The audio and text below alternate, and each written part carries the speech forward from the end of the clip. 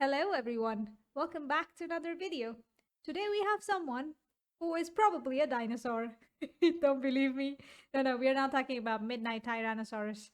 But today we're talking to someone who has 15 years of music production experience and 5 years in Minatory. That person is none other than Concavenator.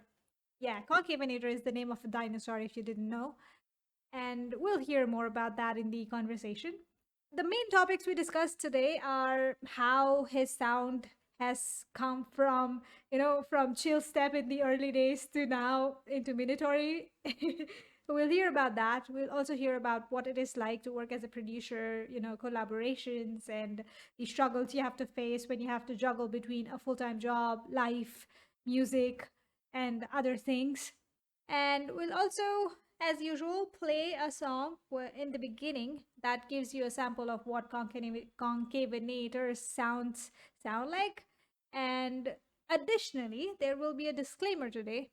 That disclaimer is to make sure that something that concavenator said in the conversation doesn't get misunderstood. And I hope it doesn't get misunderstood, but in case it does, let me know and I'll be happy to clarify anything you have to say. See you on the other side. Bye. Hey, just a little disclaimer that I feel like I need to add. Since during the interview we speak a lot about stealing, please, people, don't take me literally on this, okay? Please. I'm obviously not advocating for you to resample other people's sounds and use it on your own tracks. Steal ideas, but always make your own sounds. Okay, it should be pretty obvious, but I feel like I need to be extra careful on this topic, just to not be misquoted on this. You know? Cheers.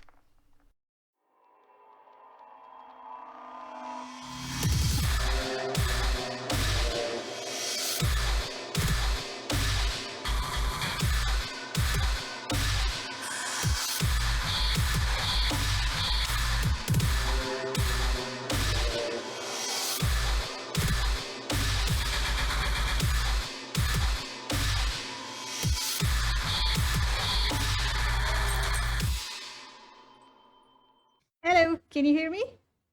Yeah, perfectly. You? Yes. What should I call you? Concavenator or Concavenator.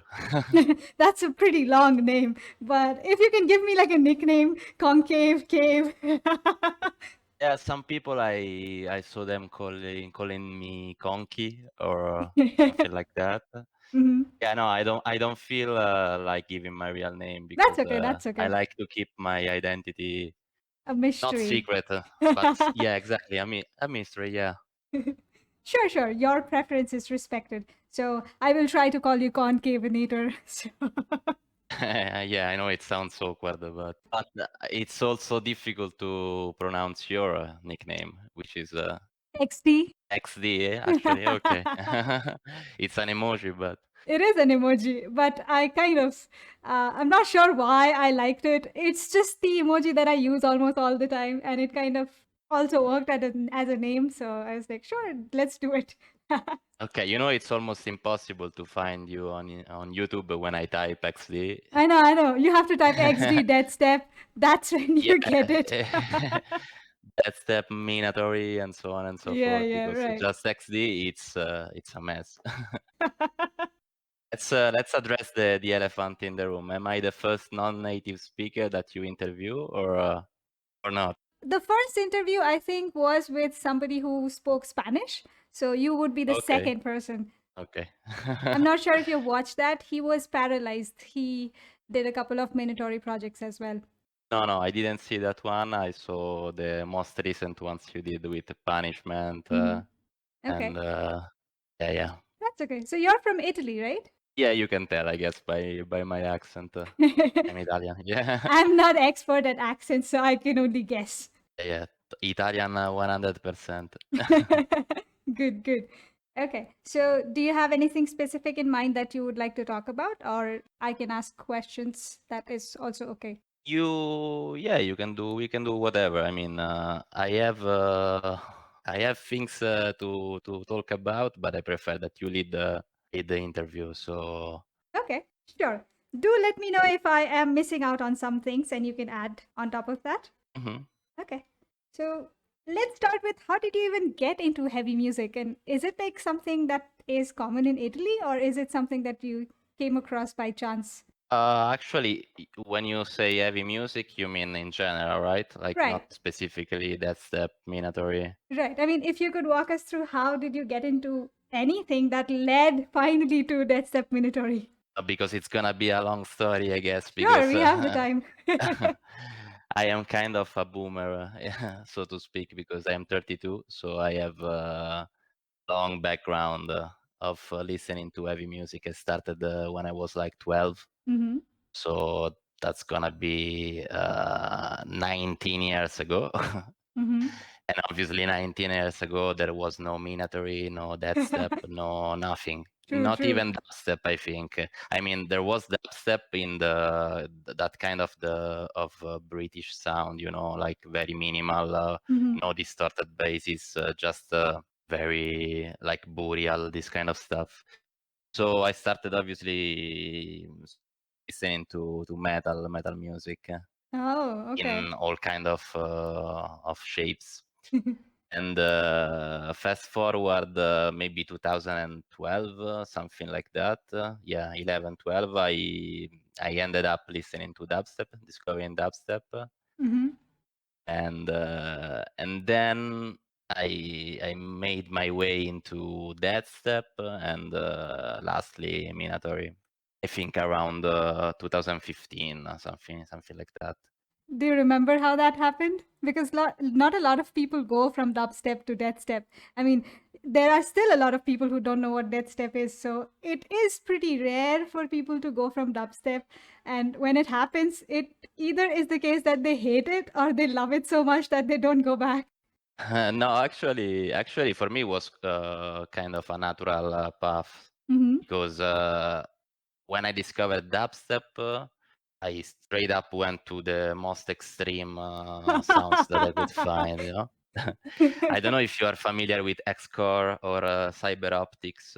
Cyber Optics, yes, I have heard some songs from them. Xcore, I know the name, but I've not listened to a lot of their music. Yeah, it's nowadays it sounds a bit outdated, I guess, but Mm-hmm. back in the day it was like very very you know, not extreme in the sense that it was necessarily the loudest thing, Right. but I saw some kind of connection with heavy metal music basically, because the Okay. distorted bass was like kind of a wall of sound that in my mind was similar to a guitar in metal basically. Mm-hmm.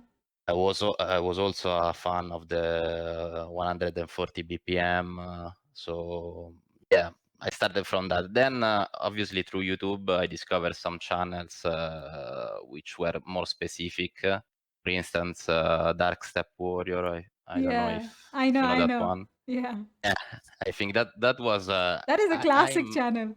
exactly, and I'm surprised it's still around apparently. Yeah, a lot of the channels that were there in the beginning kind of either slowed down or stopped uploading dubstep doors. For example, DJ Frost came back. I'm glad, Mhm. but the uploads are not as frequent as it was before. But still, I'm glad it's around. And thanks Yeah, to dubstep does. right. Dubstep does was the one that really like um, made me into a Deathstep Minatory guy. Because you know that's Dark Step Warrior was still there was still some drum and bass, some more faster stuff, Hmm. you know, more mainstream basically. Right, Dubstep right. does I fell in love, yeah, I and know. You're talking about I those things kind of brings back a lot of memories when I initially got into the scene. It was like those days were so amazing, discovering this mhm. music and falling in love. It was like, wow. Yeah, because back in the day it was novel.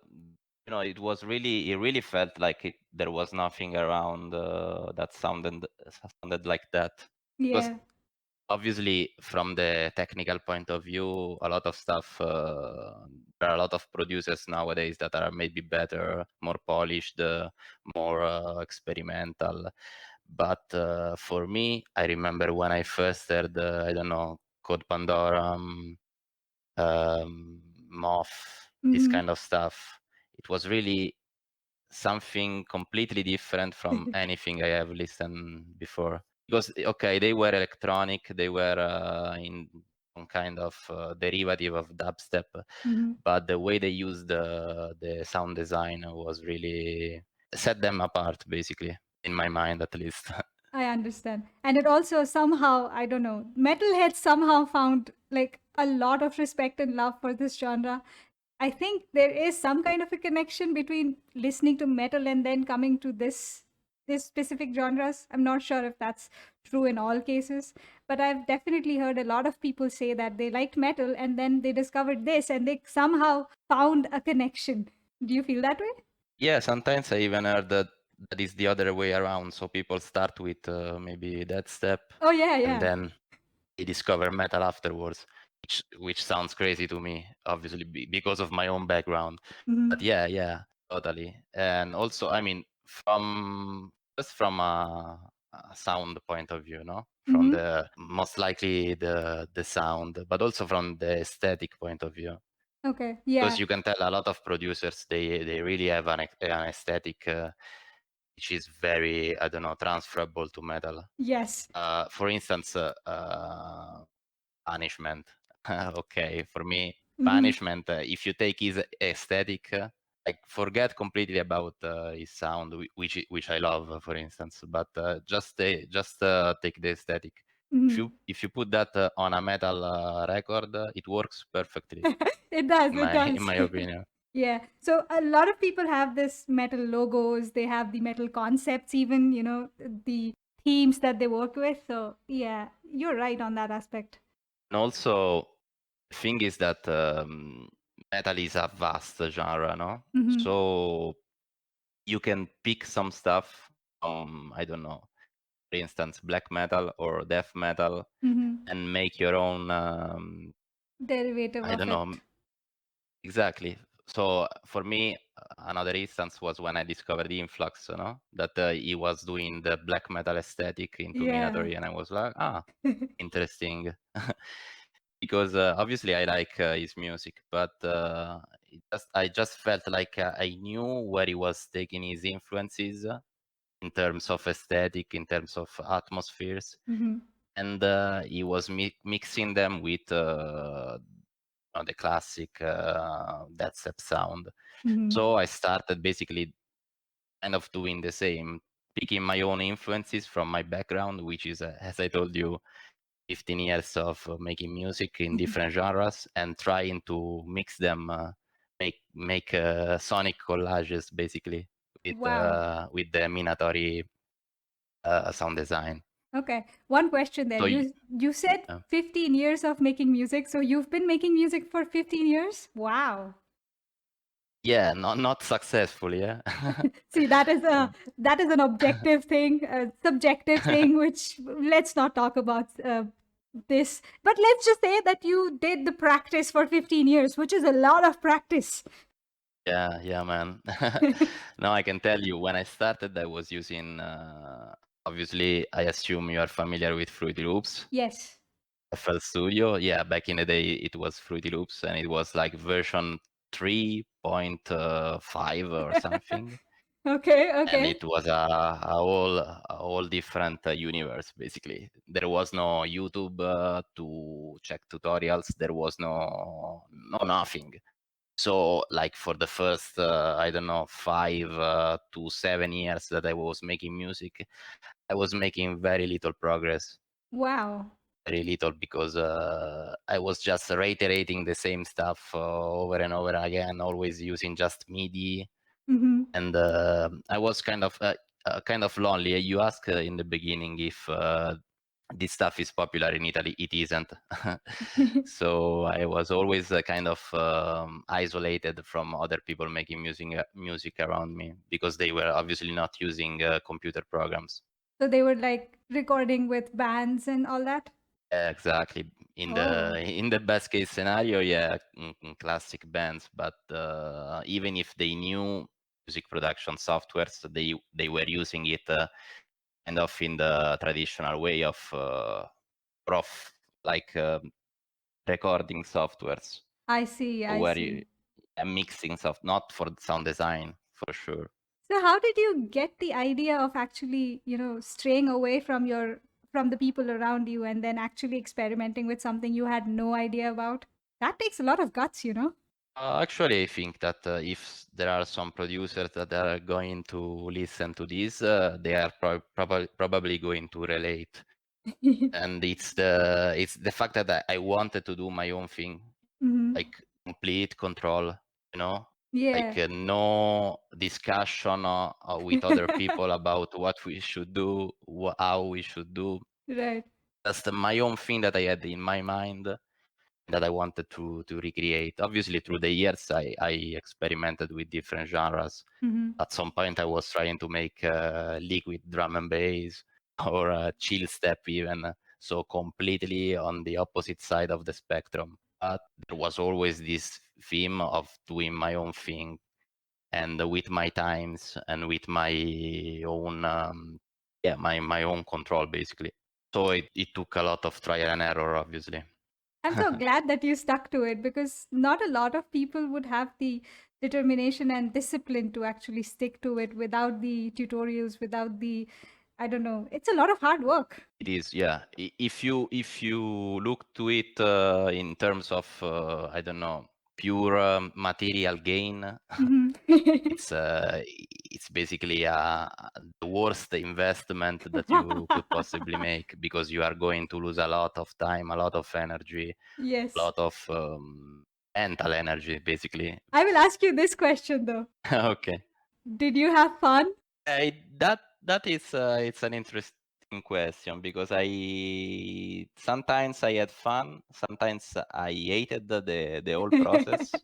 Hmm. So it was nothing really, linear that it's always the same way. I see. There were you can tell if you look at my SoundCloud page, you can tell that in the last 4 years I made like 4 clips, Hmm. and in the year before that I made like 12 clips. Hmm. So it's it's not a linear process. That there are some moments in your life that you feel very creative, and you feel like very like going through it because you want to achieve the result, and some other times that you could care less Hmm. basically, Hmm. and you just do things maybe, I don't know, more superficially, more mechanically. Right. So sometimes I had fun. Sometimes I had fun with the process, but I didn't like the end result. Sometimes I liked the end result, so the final track basically, but I hated the process. The process. How is it now? Are you happy with where you're now, at least in terms of production and you doing your thing? Are you happy with that? Actually, I am happy because I wonder how could I be still relevant that people who that you want to interview me after I mean all these years. Yeah. So so that means that I did something right in terms of I don't know putting my stuff around. Hmm. But I also am happy for my own, like because I think you make music for your own, and then you release it for the people, maybe. But when you make it, you do it for you. So I am happy that I made at least some tracks that I still like, and I'm also happy that I can go back to my old tracks and listen to them again and hate them. Like Hmm. you hate the track, but you find interesting that you made some decisions Yes, back then yes. that you. So it's still interesting even if you hate your own stuff. You say, okay, I hate this, but it was interesting the way I treated that kick, I don't know, Right. or the way I processed that snare. There's a lot you can observe and learn from all the things you did. And I think it's a good practice to do it once in a while. Yeah, absolutely. I mean, from even I heard from your interviews some producers that they say, yeah, I don't want to listen to my old stuff. Yeah. I am embarrassed by my old stuff, which I can understand, obviously. But if you listen to it when like completely detached, Mm-hmm. it's still interesting because you still analyze it in a way that okay, I am embarrassed now, but that means that now I feel so much better than before. Yes. So It's like evidence that you actually made progress. exactly. Right.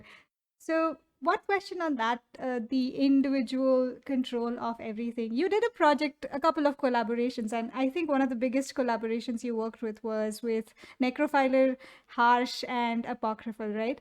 So, how was the experience of working with other producers compared to you working on projects alone? Well, actually, it was always interesting because every time I learned something that I wouldn't. I mean, regardless of the end result, Mm-hmm. it was always a way to exit your comfort zone, basically to try and force you to do something differently. I did a collab with White Eyes Mm-hmm.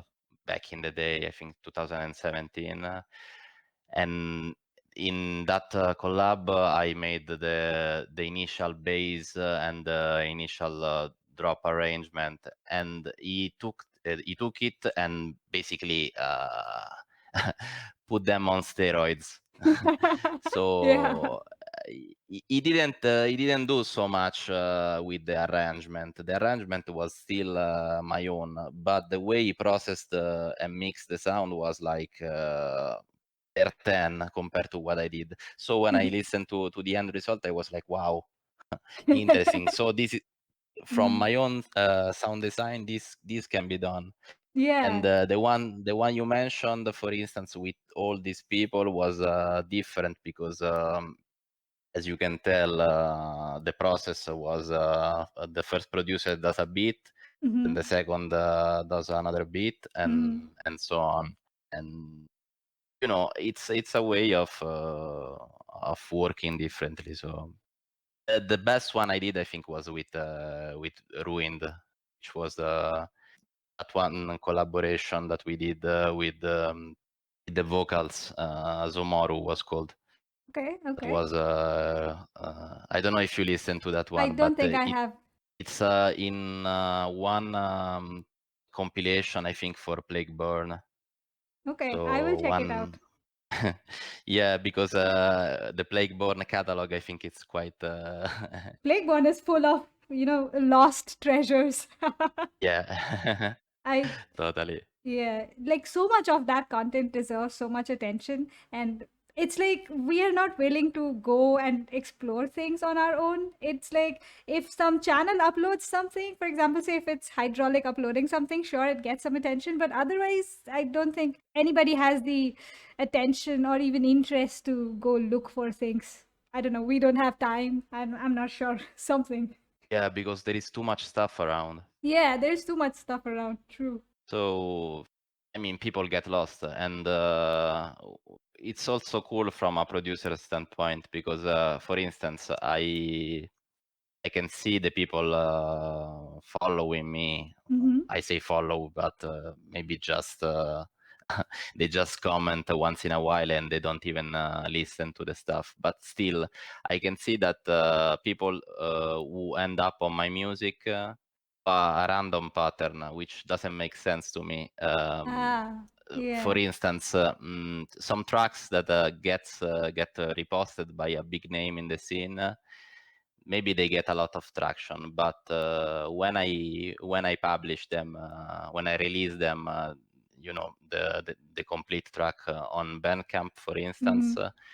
like a whole lot of different people get that. So you are never really sure who is consuming your stuff. Still, it doesn't really matter to me. I I see. mean, I see. From a consumer standpoint, I understand the difference because I mainly listen to music on SoundCloud most of the time and some of the times on YouTube, but never on Bandcamp or even Beatport or Spotify. So definitely there are people who prefer something over the other, so that makes sense.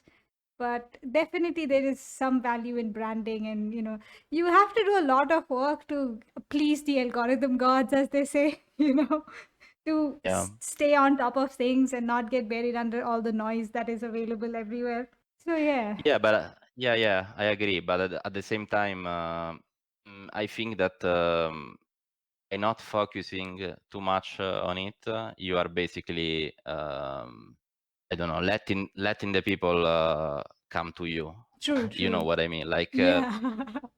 even if my track doesn't get listened at all, my best track, for instance, and just 300 people get to it, it's still maybe the right people, you know. Yeah, I I understand don't that. do this for a living, so I don't really care that if it's 1,000 or Or just two 10,000. people, yeah, correct. Yeah, I get it. exactly. Do you have any favorites that you still listen to that you made some time ago? On my own. Yeah.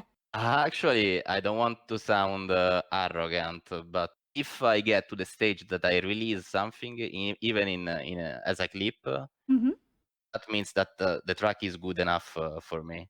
Because I only work on stuff that I know I'm going to release. If not, I just scrap them in the beginning. Wow. So if you scroll through my SoundCloud, I think there might be, I don't know, 20, 22 Yes, yes. clips, and that is everything that I produced as Concavenator. Wow, okay. Everything. Your So standards are really high. yeah, yeah, too much, I think. But How many tracks you have scrapped? If you had to just guess like a random number, how much would you say? no, not that much because I mean I scrapped the project in during the first 1-2 hours that I make Oh, it. okay. So it doesn't become anything at all. Yeah, if it doesn't click in the beginning, it's not going to be basically most of the time. There are exceptions, obviously. Mm-hmm. Most of the times. Also, what is interesting is that what I prefer myself is not necessarily what is preferred by the people listening to it. I agree. For instance, some of my preferred clips are some of the least liked, just going by the numbers in SoundCloud, obviously. True, true. I think we all have different ways of looking at the same thing. So, same comes to sound. For example, you might like something because there is some technical detail behind that made you like that more. But to a listener, that might not be apparent, and they might like something Yeah, else, which yeah, is not even like, absolutely, which you did not even put so much effort in. And you're like, why is that exactly. getting so much attention? Yeah. Thought you got it exactly like that. Yeah. Because yeah, it's and it's the beauty of it, I think, because people put their own interpretation or Yes, basically their own emotions in what you do, so it stops being with you the moment you release it. correct.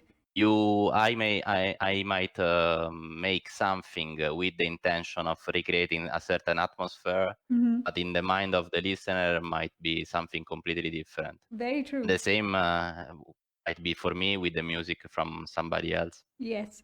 And given that this music does not have a lot of lyrics, lot of vocals anyway, it's like all based on the listener's interpretation.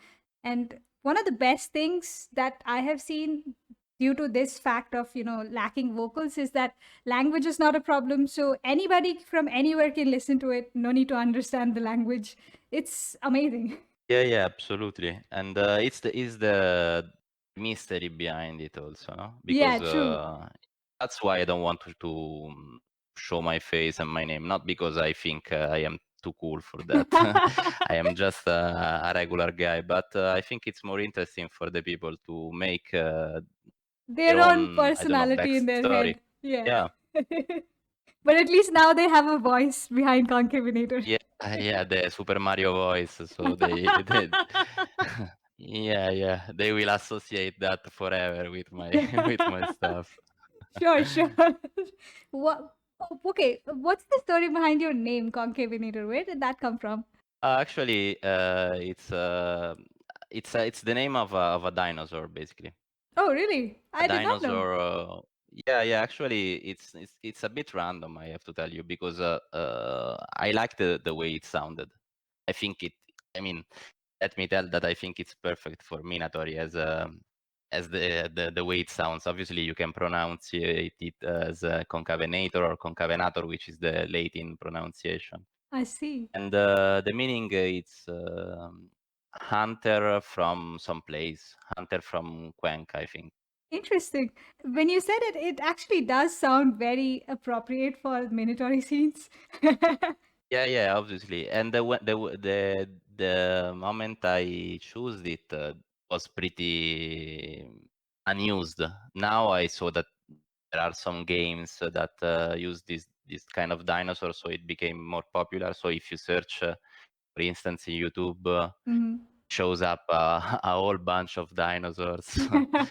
But the moment I created it, which it was in 2016, Mhm. it was not so popular. I see. Maybe you could make like a Minatory dinosaur at one point.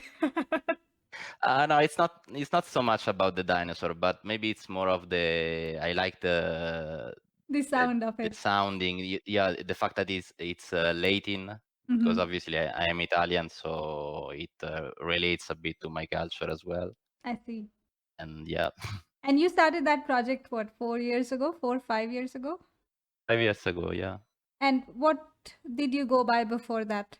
A whole bunch of names, but not really. How can I say? Not really serious. I see. I had some releases when I was like 15 or 16, Mm-hmm. a lot of time ago. A couple releases from labels that doesn't exist anymore, obviously, which were mostly ambient music. Okay. As you mentioned, you worked on a lot of other genres, for example, chill step and liquid drum and bass. So, other than Deathstep, Minatory, did you enjoy working on any other genres? Yeah, well, I enjoy. Back in the day, I struggled more than enjoyed to recreate these sounds. Then I think that when I fell in love with Minatory, I Mm-hmm. just wanted to make Minatory, and then I was like so determined that I basically developed my own workflow, Mm-hmm. which was completely different from what I did before that. Because before making Minatory, I was working mostly with I don't know, massive absinthe, Mm-hmm. armor, basically MIDI Right. stuff, ESTs. And then you But with changed to Concave, what? then I changed to almost completely audio files, audio samples. Oh, So so you it was basically a played around with the samples and then distorted the hell out of that. yeah. It was a complete shift in workflow. Yeah, Mm-hmm. I resample a lot. I make my own patches and resample them, and regardless of the final result, I find it way more fun, definitely, because I don't have I don't know, a real music background that I studied music, that I can Mm-hmm. play an instrument. I was always self-taught, so I was not really that good in making melodies and making arrangements. Mm-hmm. And with making Minatory was, which is more atonal in a way, Right. was way more fun to experiment with audio, because well, for basses, as you know, it's a whole lot of distortion. Correct. But for atmospheres, I use audio mostly. So samples again that I distort, that I layer, that I do a whole bunch of processing. Mm-hmm. And yeah, it's fun. It's lighter on the CPU, so Yeah. it's a way to work also more efficiently in my mind. Nice. So you said you fell in love with Minatory. So, and looking at your SoundCloud, that definitely shows. I mean, most of your releases until the last two releases were Minatory. At least they were tagged with Minatory. But then you started tagging stuff with Deathstep, for example, your latest track that was Hunter, right? That was Deathstep. So are you like experimenting away from Minatory, or are you trying to combine stuff? Well, actually, I don't know because for me they are two sides of the same coin, basically, Minatory and Deathstep. Mm-hmm. Or the way I interpret it, it's Deathstep is the classic 140 BPM, doesn't get away from that in my mind. There is always a first drop, second drop, or most of the time. Right. And the structure is really linear. It's mostly aggressive with less atmosphere. So this is my interpretation. Minator is just more freeform, basically. So can be any BPM, can be any structure. It's more chaotic, but I mean, it's a real subtle difference. I don't know. Sometimes I see stuff labeled differently in SoundCloud. Then I Yeah. go to YouTube, and the same stuff is has another label, and it's getting ridiculous because now people are, putting even more subgenres. Don't ask me about So those things. I went crazy when I actually had to figure out what is what.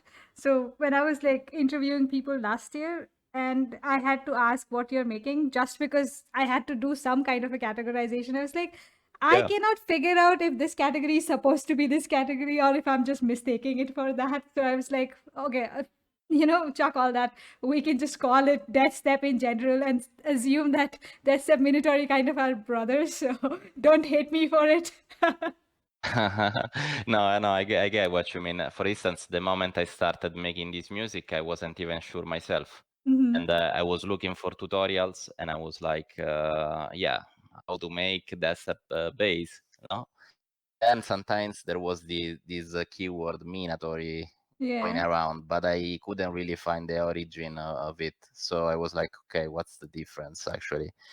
Then after I was signed by Plagueborn or Legion or Mhm. whatever, I started to know a bit more about the background of it and to identify it with basically Plagueborn and what's spawned from Plagueborn. So that is Minatory for me. And for instance, Deathstep could be the more classic stuff, the more mainstream stuff. Mhm. Uh, yeah, I mean, it's funny when mm, you say Death Step as mainstream, but I get what you mean.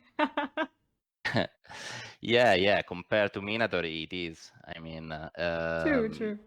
you wouldn't see Minatory being played live to the same extent as Deathstep, I think. Yeah, that's true.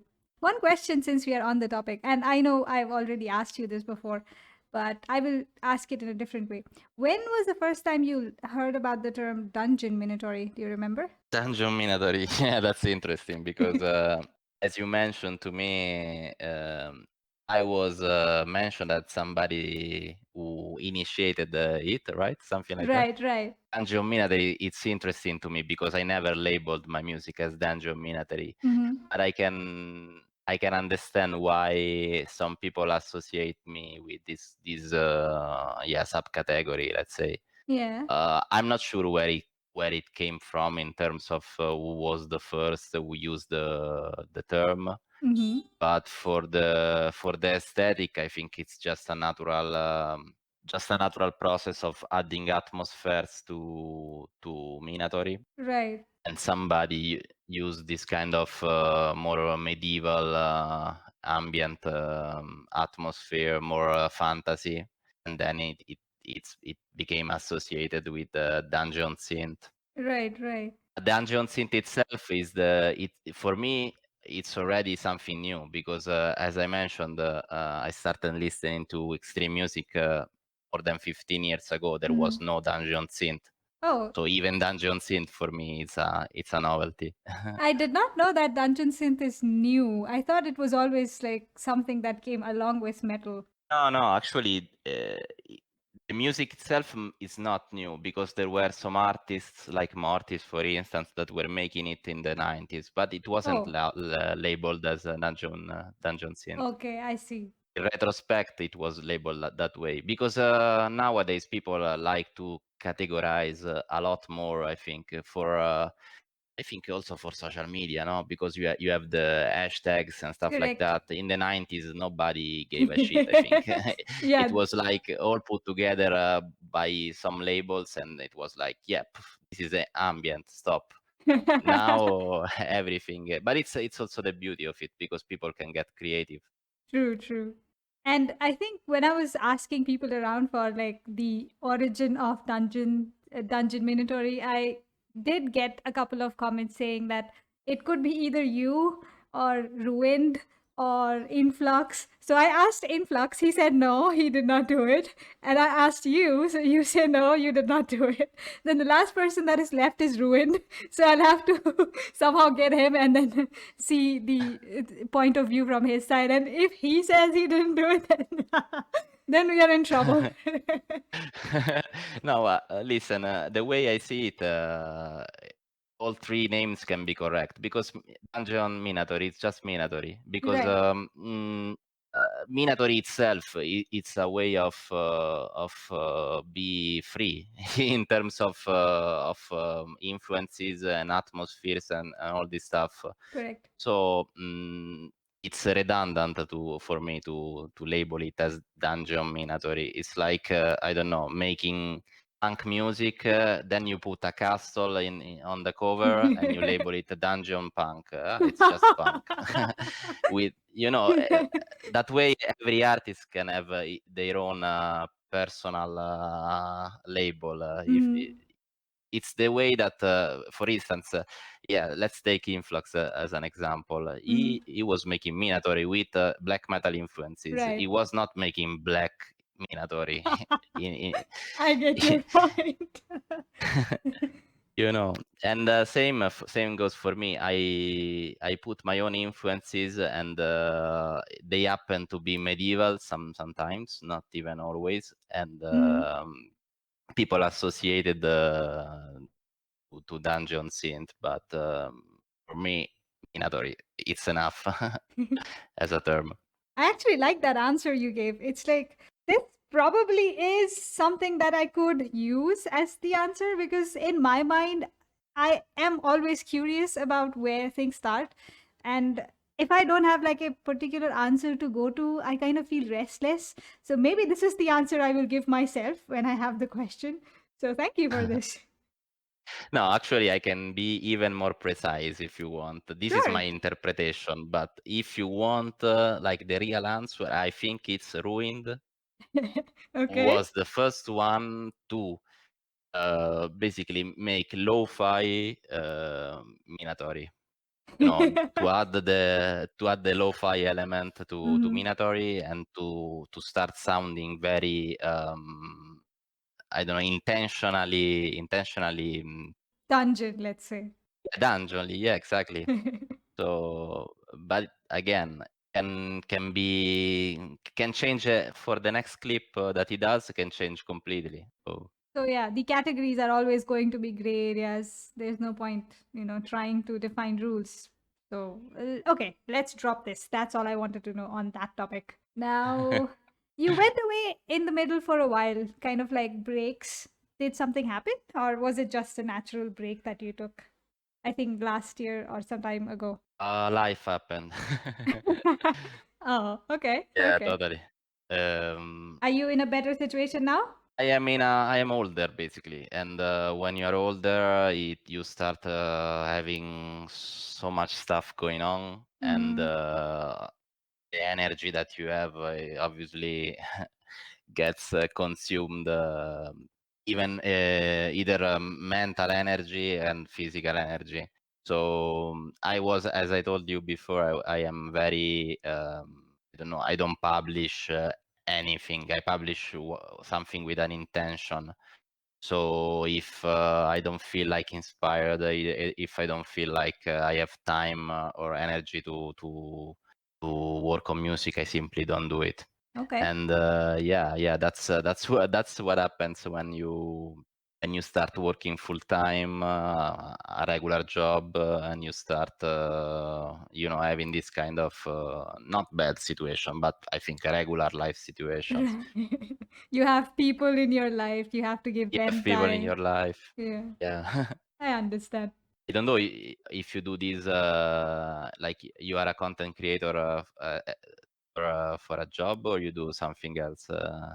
I am a software engineer. Software engineer, okay, okay. Yeah, Then you can get what I mean. If you I work on know. software on coding the whole day, for instance, then you go back to your house in the afternoon, or Yeah, in the evening even, and you don't want to spend the rest of the evening sitting on again the working on. computer. Yeah. Yeah, yeah, totally. Well, last year actually I took a break from my job to finish the book, and I finished the book this year, so I thought I might as well get back into a job. So I'm actually in the process of getting back. So once that happens, then I'll have your struggle of, life happening. But till then, I'm enjoying my free time. So Yeah, but you did the right way. Like you shifted from one to the other. It's Mhm. because yeah, I guess that you couldn't really handle both the creative side and the I don't know the grinding side Yeah. together at the same time. Actually, I could have, but it would have taken, say, right now it took what, 8, 9 months to finish the entire thing from the Oh idea wow. to the final project. But it probably would have taken, say, 3 years if I was doing it along with my job. So Yeah. definitely not something I'm happy doing it for. I get bored of projects. I'm not saying that it was something I would have gotten bored of, but stretching something for 3 years that could be done Yeah, in yeah. shorter time, I would prefer doing it that way. No, I can relate totally because for me it's the same with music.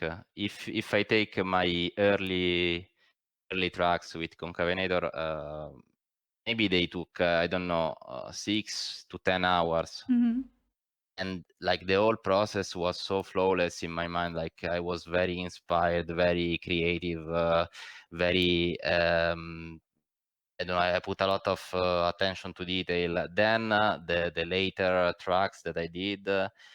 It felt more like I don't know, doing busy work most of the time. So Ah, some of my most recent tracks it dragged in time a lot. It took maybe double or triple the time than the previous clips to make. And yeah, you feel sometimes a bit drained. true, true. It's like after a while, initially the idea has a shine and you have the excitement to work with it, and then after a Yeah. while you're like it becomes a grind. So as Mhm. soon as you can finish it, at least I prefer it that way. Maybe other people have different styles. Totally. Yeah, yeah. It's I mean, sometimes you still appreciate the final result. Hmm. I guess maybe for you is the same with your book, that you appreciate the way it turned out. Hmm. But when you work on it after some times, you just want to get it over with, you know? True, true. There are definitely phases that you're like, okay, this feels like I'm doing this every day. When will this be over? Yeah, Especially yeah, yeah, the editing exactly. part was, wow, that was probably the hardest part of the entire thing, putting it all together. Yeah, yeah, no, I totally relate. I didn't write a book myself, but I think the mental process is similar to making music Hmm. because, for instance, sound design, at least for me, then for another producer might be different. But sound design, it's more for me. It's not that exciting. For me, the exciting part is the arrangement and sound design, sound refining, mixing, mastering. It's like I think like editing for the book. Right, It's right. the and my stuff is never. If you listen to my stuff, is never really polished as some of the more professional producers. I feel like you can tell. From my music what I'm saying right now, that maybe if I stand out for something, is not my sound design, is not my polished sound, but more the way I arrange my stuff. I think I I, see. I, I hope, because that's what if I have to be remembered, I hope it's for my Arrangements. uh, arrangement. Yeah. I totally get you. Would you probably say that you would want to change the mastering aspect of things and make it more fun, or maybe outsource it? I don't know. Is that something you would consider? Yeah, totally. Even outsource it completely. Well, for instance, most of the stuff I released was mastered by Venom or Ruined, Oh, okay. or which is a friend of mine. Mm-hmm. Because like I trusted the way he makes the stuff he does. Obviously, he's godly, and also because I want. Even if it wasn't him necessarily, I just like to have a different perspective. Like it's good that you make the creative side, but then you have somebody else who can take care of um, mastering, for instance, with a Mm-hmm. fresh air without your own bias, because you listen to a kick and a snare for 10 hours. You don't really know if they have the right volume, basically, Correct. because you get your brain basically gets brainwashed after a certain point. Yeah, it becomes And familiar and you kind of overlook a lot of things. yeah, totally. It feels like we are discussing working more than having fun. I hope I hope it helps some people because there are a lot of struggles that music producers face, and a lot of the discussions are about how to do things, but not a lot of people talk about the struggles, like the hard, boring parts. So I think this might be helpful, but otherwise we'll see. We are just going with the conversation. Forget about the rest of the people for now. Well, if I can say something, I think that the kids nowadays are very, very proficient, and there are producers that can be really, really good from a technical point of view. Yeah, I agree. I think that people, if I can give a suggestion, but not because I am better, just because I'm older, maybe Mhm. than most of the people, not all of them. But it is for people to listen to different genres and pick some stuff from different genres, not only Minatory or Deathstep all the time. Yep, I understand that. Did you pick anything like that from other genres and added it to Minatory? Yeah, absolutely, man. It's vital to have your own signature sound. If you just follow the old formula all the time, it gets really, really, really stale. Yeah. So for me, what I try to do, I try. I'm not necessarily successful in doing it, but is I listen to a lot of genres, even not extreme genres. I take ideas and then try to process them in a minatory way, let's say. Mm-hmm. So even I don't know, drum patterns or arrangement.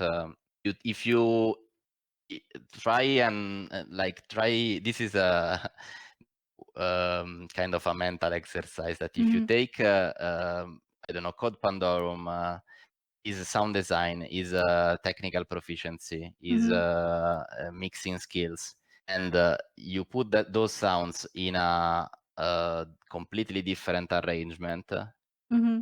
So I don't know, a progressive metal track. It'll sound completely different. And you get a new genre out of nowhere. Just taking is even a sample pack. So it's like that. It clicks when you just mix the stuff together. Even if you can copy down to the single frequency a Code Pandorum bass if you like, Mm-hmm. and trying to really, really recreate that sound. But then if you use different drums, you get something that doesn't sound like ripped off from the original. There is a quote that people quote sometimes. It says that steal like an artist. Don't steal from like one person so that you can identify where you stole it from. Steal so that you can not identify the source. And that's when you Yeah, successfully totally. stole it. Yeah, I subscribe to that idea. Totally, completely. My stuff is all stolen. If you listen to my stuff, there is nothing original. The only originality, it's in Concavenator. It's stealing from different sources, so many different sources that you don't even recognize where they're from. I think you But yeah, you totally. you used a very beautiful word. You said musical collage, and I think collages are made that way. They are taken from like different elements, are taken from different places, and they're just put together. The artist's job is to see how the collage turns out, and that is your job. So good job there. Thank you, thank you. From the updates of Hunter, I saw that you are working on an EP. Is that right? Yeah, supposedly. My intention would be, or I might say, would have been to make a new EP with the last 3 or 4 tracks that I posted. Mm-hmm.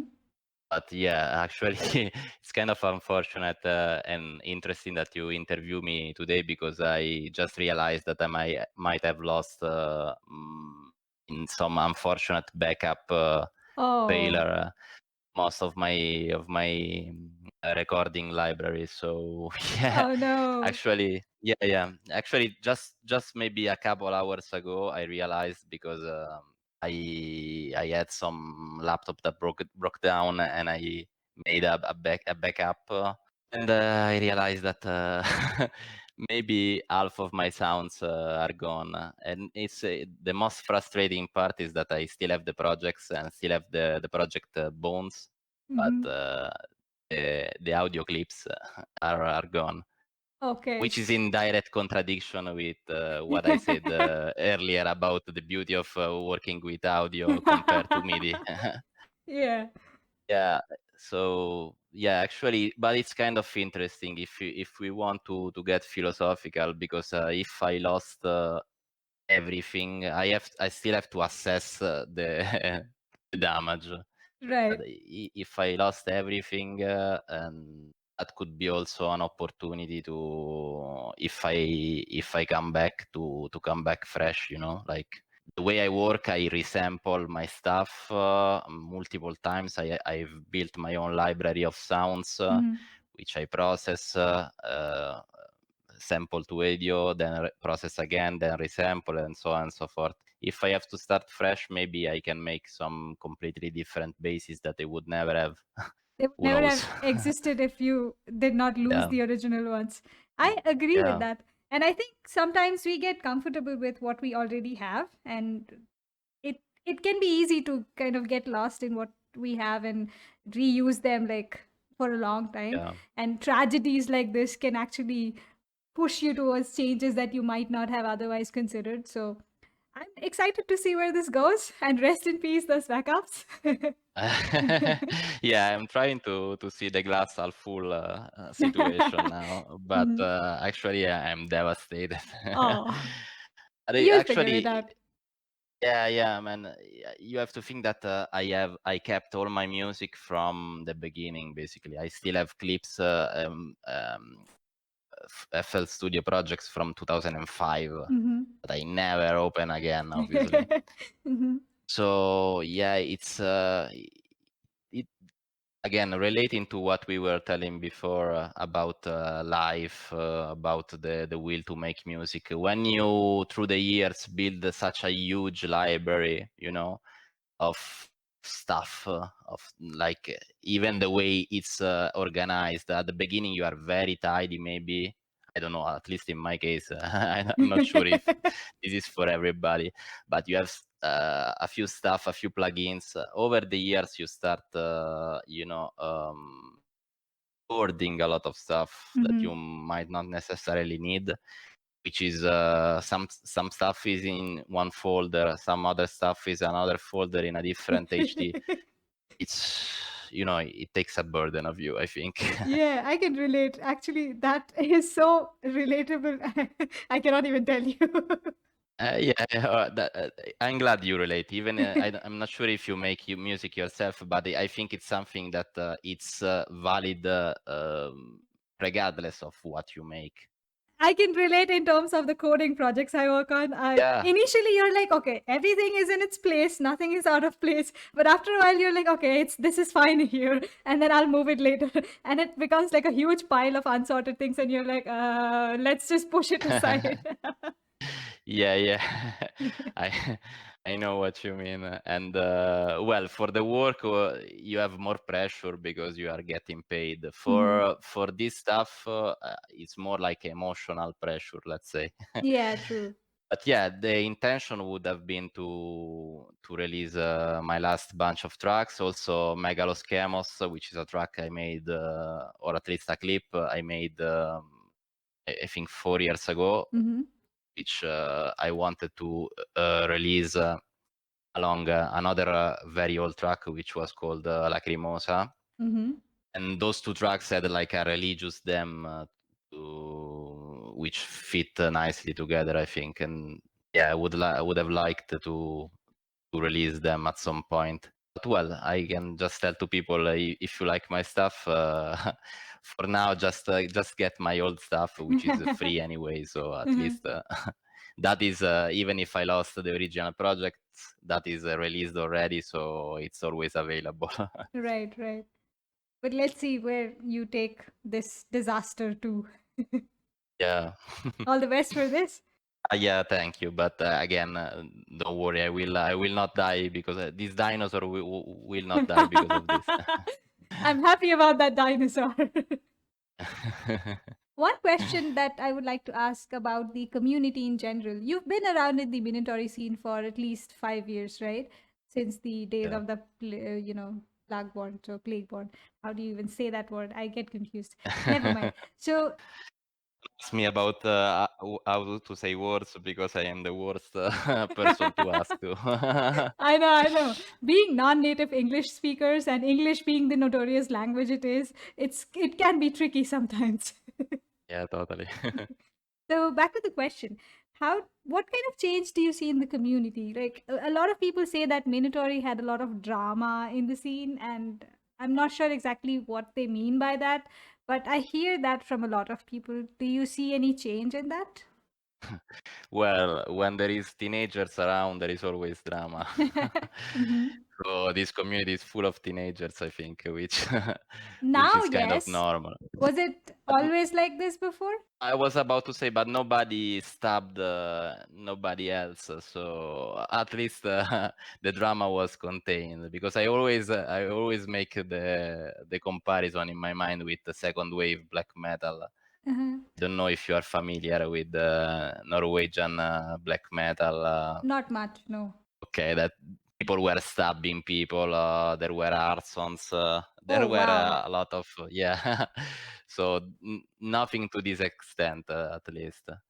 But the community, I'm not too sure about, to be honest with you, because yeah, back in the day when I joined, there was Plagueborn and Legion, and there was Profiler who was like trying to basically tie in together the producers.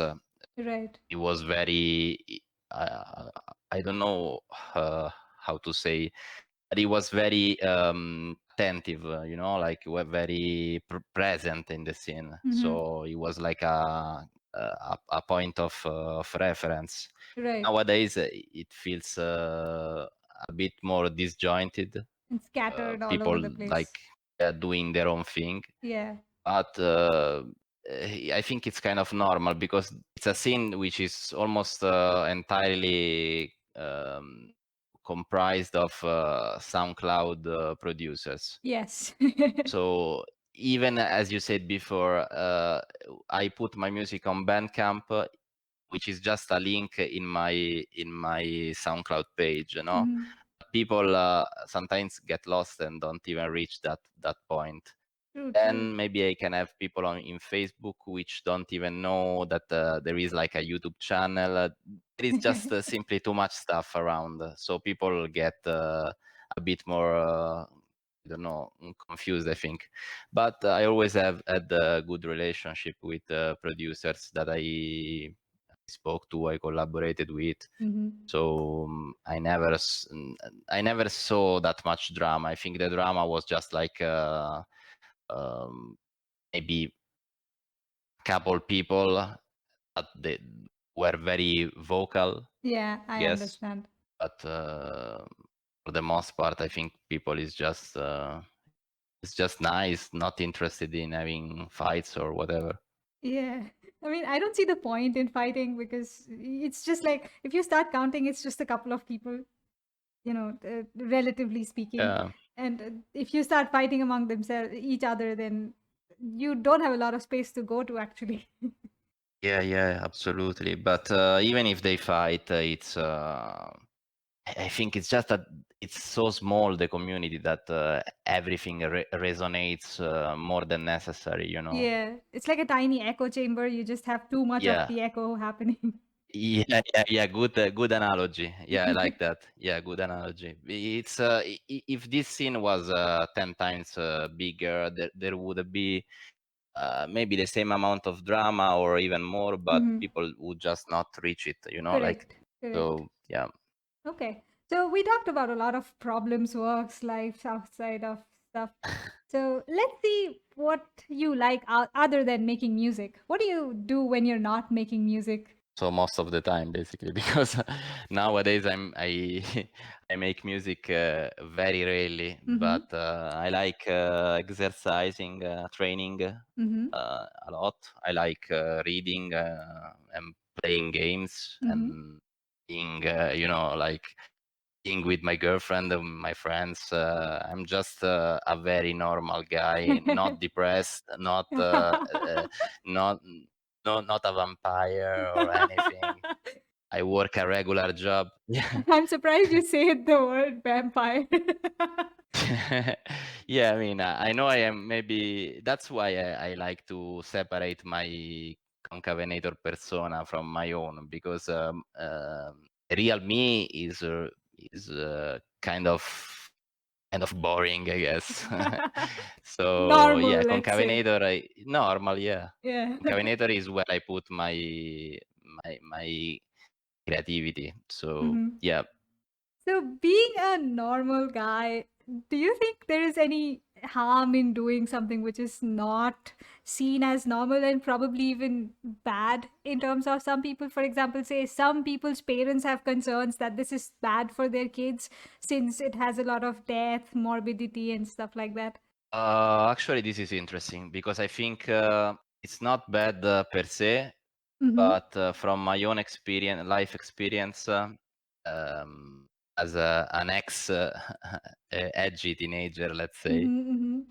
when you surround yourself too much with morbidity, with death, with macabre, this kind of stuff. Mm-hmm. When I say too much, I mean like literally all the time. Yeah, I get it. It can have an effect on your psyche that you start basically to become influenced by it, you know. But if you are able to, I don't know, alternate between something like that, horror, this kind of dark side, with Mm-hmm. normal stuff, Uh-huh. like playing with puppies, or I don't know, Yeah, going for a swim, or doing normal activities, then it's something that enriches you in a right. way. I understand you So completely. Yeah, I think overdoing anything is bad. So, including exactly, this. yeah, exactly. Could be the opposite. I mean, even if you surround yourself with too much positive stuff all the time, Yeah, you become biased in the opposite way. You become basically, you see just one side of life, which is not complete. correct, So correct. for me, it's important. For me, it can be toxic. I have to admit it. I don't want to be like, again, sound like a boomer or so. But from my own experience, too much, I don't know, depressive media, it affects you, especially as you grow older, at least in my case. For instance, when I was like 20, Mm-hmm. I was a lot into horror movies, cruel movies, violent movies. Mm-hmm. Nowadays, I feel sick Uh-huh. much. I'm kind of more sensitive in a way. I understand. So yeah, it's interesting. That's all right because I think people change, people's interests change, and we become, different people in different times of our lives. And like you said rightly, that moderation is the key to anything for that matter. So you felt that I mean, you heard the complaints about Deathstep, Minatory, that it's too negative, or I personally had like I actually showed some of the music to my friends who were curious about Mhm. what is this music that I'm so crazy about, because I'm always talking about it when they ask me what my music tastes are. I generally don't tell them, but when I'm asked about it, I'm like, I will give them like answers which are long and complicated and they don't understand.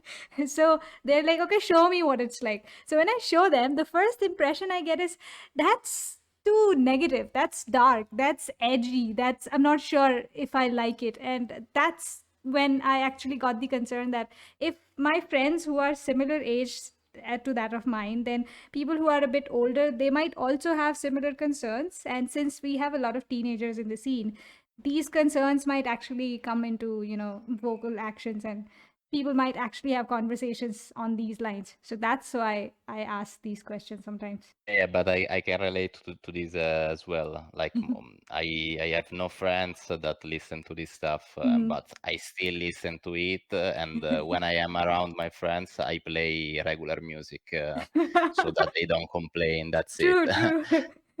The important is that you don't change yourself because people around you don't understand. That is the important. The important is that you, I think, realize that people might be different and might not understand, so that you don't get offended or get weirded out. Correct, But at the same time, you don't have to change anything about what you like.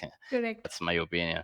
And there is nothing wrong if people don't like you. I mean, you don't have No, to. exactly. There is nothing wrong. They have something less sometimes. They don't understand. It's their not their problem, but They just don't have the preference for it, I guess.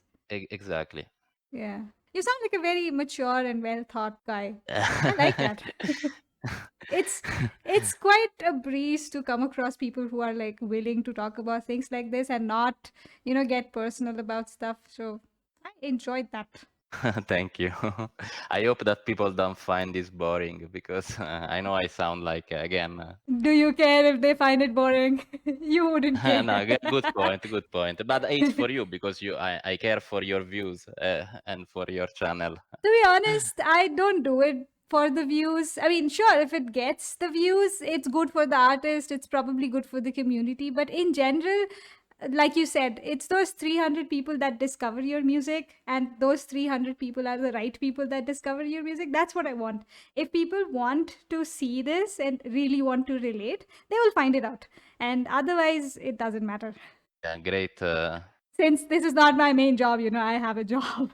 Yeah, but as I saw, the way you produce your stuff looks and feels really well put together, very professional compared to most of the stuff that I see around. Oh, So thank you. yeah, props to you. I do like to, play around with, I don't know, things I'm passionate about. So it doesn't really matter how much returns I'm Shows. getting. I can be a bit obsessed about things like that. Like you said, materialistic returns are probably zero, but the process is enjoyable. Yeah, yeah, yeah. Good. Do you have any message to the community in general, people who are producers or listeners? Well, I mean, messages. I don't want to sound like a preacher, but yeah, I, if I have to get one point across, is what I told before, to experiment with stealing from different genres and not just sticking to dubstep or Minatory all the time. Mhm. Just listen to other stuff, consume other kind of media, might Mhm. be movies, might be books, and yeah, take influence. And that way, I think you can have a bit of edge as a producer, if you like producing, compared to most people that sound the same. Because Mhm. yeah, like even if you are not the most technically proficient, which again I feel like there are a lot of people around that are very good, so might not be their main issue, but you can overtake this limitation in a way if you are more original with your ideas. So yeah, that might be my message. Thank you for that. That does sound helpful. So, do you have any questions for me, or if there is anything I did not ask you would like to share? I just want to thank you for the chance, because again, as I mentioned, I am I'm still surprised that people remember me, and No because problem. It was a pleasure, and I think there would be at least some people that would appreciate it. yeah, thank you. So for you, obviously, keep doing what you are doing, because you are going to get very far with this kind of approach and this kind of determination, I'm sure. Thank you. Thank you. I do enjoy the, conversations. And if that is the only thing I get out of all of this, I'm more than happy. You really sound too very mature, and also I admire you in a way that you are so confident, because I can tell your confidence when you do this stuff. So that is something that is really, really important in life, and yeah. Thank you. Yeah, it took some work, yes. I'm happy with where I am. So, confidence wise, yes, it took like 20, 22, 23 years of working on my skills. I don't know. I was insecure for a long time. So, finally, I'm at a place where I am not that insecure. So, I Yeah, it guess. doesn't show at all. So you worked in a good way, definitely. Thank you. Thank you. So, I hope you release something, but no pressure. Take it at your own pace. And I think we'll still have less listeners when you put stuff out. So, Okay. yeah. Thank you. Thank you. And I'll catch you up sometime again. Yeah, sure. No worries. All right. Have a good day. Bye bye. Bye. Okay, so that was Concavenator, the dinosaur, let's say. And it was an interesting conversation. I did not think it would be this awesome. So that was really nice. And for now, that's it. If you like the conversations and you would like to show Concavenator some love, and as usual, you have the links in the description box. Go ahead and check out all the things that he's released. And I think you'll appreciate some of the things he's done in the recent days. And until next time, bye bye.